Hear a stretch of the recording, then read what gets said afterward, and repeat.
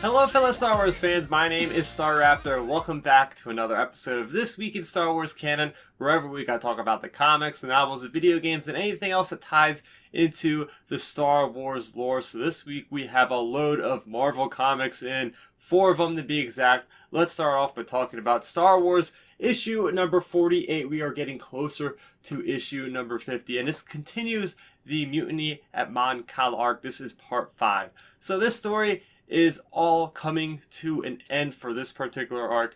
We have the rebels who are trying to enlist help from the Mon Calamari, and they have found the king who is going to hopefully inspire the people to join the rebel cause.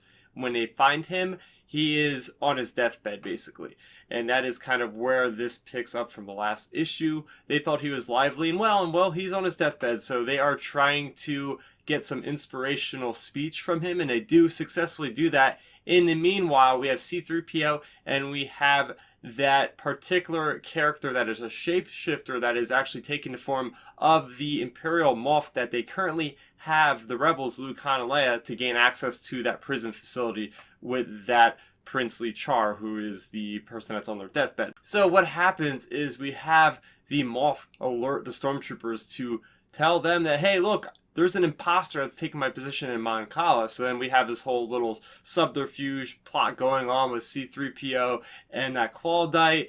And by the end of this issue, we do have the rebels. They basically get trapped by Urtia, who is the regent. And he is the person that's not really letting the rebels have their way with getting their assistance, the Mon Calamari's assistance. And he has a change of heart, though. And he does send out the signal that is the last message of Princely Char. So if you watch Clone Wars, he is that character in there.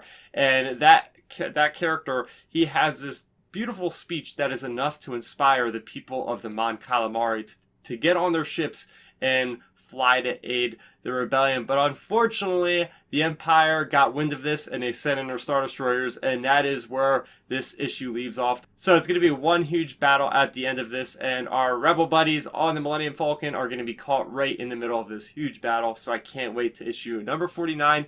But first, let's talk about all the good that this issue had to offer. And we have 3PO, who is doing a phenomenal job in this whole series of issues here. He is trying to put on this whole facade and try to enable this imposter Claudite to really remain as the Imperial that he is supposed to be.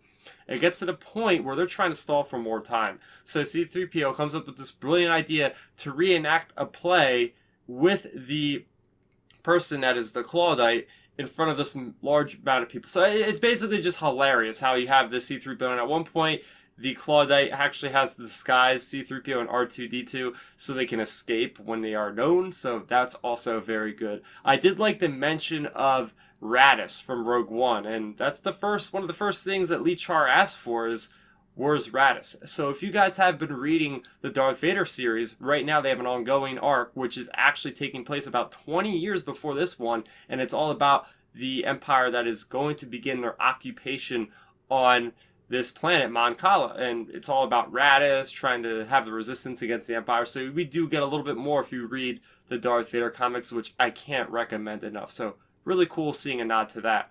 Also, just the Lee Char's inspirational speech. I thought that was great, and it's awesome because it's all coming together. The rebels are going to get the fleet. It's going to be great. And speaking of Mon Cala, there was the one point when the Regent Urtia takes that holo recording of Lee Char from Leia, and when he does that, he has this entourage of these warriors of Mon Cala. I've never seen anything like them. They have this kind of crab armor, plus they have these droids which look really cool. So I just wanted to point that out. I thought that was really cool art design. So the next thing I want to talk about is Star Wars Annual number 4. So annuals are one-shots. They are self-contained stories. This is the 4th one that has come out, and it is all about Sana Starros, Luke Skywalker, R2-D2, and Darth Vader. So it's a lot about Sana Starros as a smuggler. So she is conning these criminals with, bringing this ancient Sith lightsaber, crossguard lightsaber, and they are asking for the other one. Well, she says, oh, there isn't another one. At the same time, we have this officer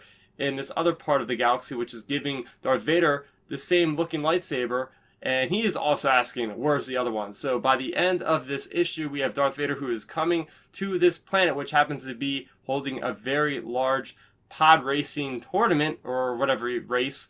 And it gets into the point where Luke Skywalker stumbles across this crossguard lightsaber, and he is trying to escape with his life because the Empire comes in, and Luke's there because Luke had a mission from Leia to go and fund the rebellion by using some gambling money. So he is retrieving the money and trying to get back to the rebels, and he gets caught up in this whole mess, and he's running from Vader. Vader doesn't actually see him, so that's how it works, but from a distance he knows that there's a guy that's trying to escape with what he wants. So that's why he's going after him. And getting more into the specifics of this issue, I love the nod to Darth Atrious's crossguard lightsaber. So a quick Wikipedia search brought up that there wasn't anybody mentioned in canon so far that was named Darth Atrius. Correct me if I'm wrong. Maybe Wikipedia just hasn't gotten to it yet, but I don't think I've ever heard of a Darth Atrius. What do you guys think? Let me know in the comments. But it's awesome because this harkens back to the Lando miniseries, which came out a couple years ago. And in that, there's the Emperor who has these yachts with all these Sith artifacts. And these Sith artifacts give off dark side energy, and it makes people crazy. Like in that one, it makes the Royal Guards crazy. And in this one, in just a short few minutes, even the criminal that picked up the lightsaber after Sana gave it to her starts killing his own men. And the same thing with Luke. You see Luke actually taking out stormtroopers left and right. And then Darth Vader, when he gets the lightsaber, he starts dual wielding the lightsabers and literally impaling people, taking arms off. It is so brutal, and it's awesome. And that's my next thing is, man, there's a lot of great action stunts in here between Luke and Darth Vader. And even R2-D2 gets a nice little fight with Sana Starros to try to get the credits back from Sana. And speaking of Sana, I did like to see how they handled the story with having Sana as well as Luke separated through the story, because we know in a timeline that they actually shouldn't have met yet. So they did a great job of keeping them separated but still being within the same storyline. And one final thing I want to say is Luke Skywalker flying a pod racer to get away from Vader, to get away from the Empire. That was just really cool, and it works. I will admit, it works. I mean, his father, Anakin Skywalker, was a great pod racer. And at one moment, you actually see Darth Vader looking at a hologram and kind of tuning into this broadcast where they're gloating about, oh, how humans, they can't actually control pod racers because they go too quick. And, well, Luke, he's actually force sensitive, so that's how he gets away with it, just like Anakin. And the next thing I want to talk about is Dr. Aphra, issue number 20. This begins a new arc with the new writer Spurrier, and this is the Catastrophe Con Part 1. And we have Aphra, who is actually a prisoner to the Empire, and she is trying her best to get out of it. And it is not easy. She has her one droid that she previously had, not 000, but another one from the previous arc, forget the name of the character, who comes back to try to save her. And, well, it doesn't go as planned, and she's getting interrogated by the Imperials because they think that she's up to something more than, she gives off. And she's doing her damnness to not give anything away. And that, for the most part, is what this issue is about. Again, this is the first issue, so there's a lot of setup involved. So I want to talk about the overall tone, the overall feeling of this particular comic. It is very interesting, very sci-fi, but still grounded enough within the Star Wars universe to make it feel that way. And just imagining that there is a ship that is hauling this huge amount of debris of other ships, and there's artificial gravity on the outside of the hull, so you have people like Dr. Aphra in these big hulking space marine looking suits, and they are being paraded around by these hub droids, they call them, and they look like the KX type enforcer droids that K2SO from Rogue One is, except with their legs chopped off and they hover above the ground. So this is really fascinating that the Empire has actually used these prisoners in combat. This kind of reminds me of Suicide Squad. So they have these collars that are, installed, and they basically have little miniature bombs in them. So if the people get away too far from these KX droids, they automatically detonate and die. So what happens is Dr. Aphra is made to go and try to assault this ship, and, well, her KX droid that is malfunctioning gets destroyed, and she tries to get free, but in the end doesn't get out of there. I just thought it was interesting that the Empire is actually hiring, or not hiring, but putting these prisoners to work, and they have no choice but to fire. If they get too far away, they explode.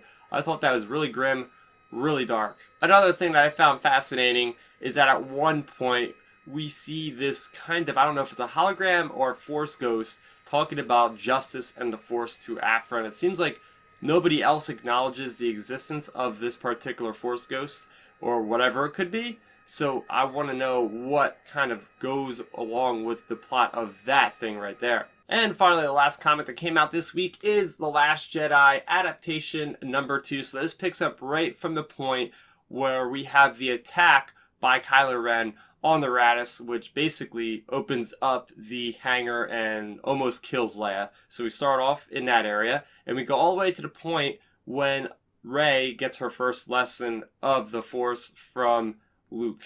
So overall, I am not too happy with The Last Jedi adaptation right now. It doesn't involve anything new. I mean, in this issue, it did have a nice little moment with Admiral Akbar, who said a few words before he was vaporized, and at least they give him that moment because they don't ever acknowledge him really for anything in The Last Jedi, which I found kind of disappointing. But there is another moment in here where it actually focuses on Maz Kanata in the moment that she is talking to Poe and all those guys on the Raddus, but it's from her point of view, so she's not a hologram, which was interesting, but they still don't really tell us what's going on other than a Union dispute. Like, it's interesting because, you know, the First Order destroyed her home and she's worrying about this Union dispute. It doesn't make a lot of sense. You think she would be trying to get revenge on the First Order and actually with them on the Raddus.